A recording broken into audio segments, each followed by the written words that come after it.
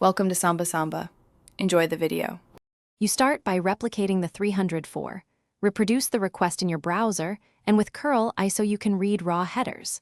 Once done, spot the conditional headers sent by the client, if none match or if modified since, and note e-tag or last modified on responses. Make sure your server time and any CDN are synchronized before you change behavior, because clock skew or intermediate caches are common causes. Then decide whether to adjust server responses or invalidate caches next. Now dig into the middle. Inspect how e-tag or last modified values are generated and why the server decides to return 304. Use curl I and dev tools to compare returned headers when content changes versus when it doesn't. Make sure cache control and vary are correct.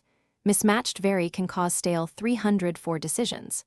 If your framework auto-generates e-tags, consider using a content hash or disabling auto e-tag while you test. After adjustments, retest to confirm the server returns 200. Finish by deploying your header or generation fixes and purging any CDN or reverse proxy caches so clients get fresh responses.